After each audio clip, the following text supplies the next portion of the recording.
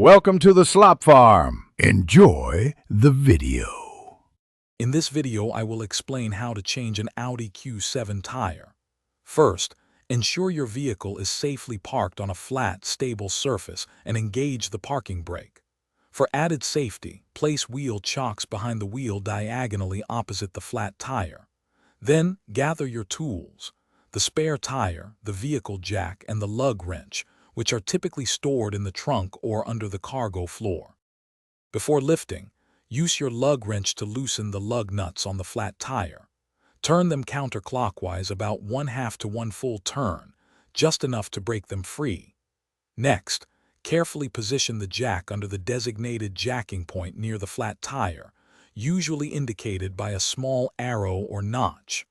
Slowly raise the vehicle until the flat tire is completely clear of the ground, allowing for easy removal.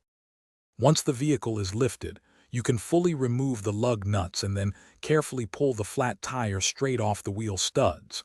Set it aside. Now, align the spare tire with the wheel studs and slide it onto the hub.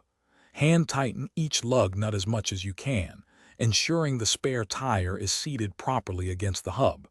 This initial tightening helps secure the wheel. With the lug nuts hand tightened, slowly lower the vehicle until the spare tire makes contact with the ground, but the full weight isn't on it yet. Now, use the lug wrench to fully tighten all the lug nuts in a star or crisscross pattern. Lower the vehicle completely, remove the jack, and give the nuts one final check for tightness. Remember to check the spare tire's pressure and drive cautiously to a service center. Thanks for watching. Consider subscribing if we helped you today.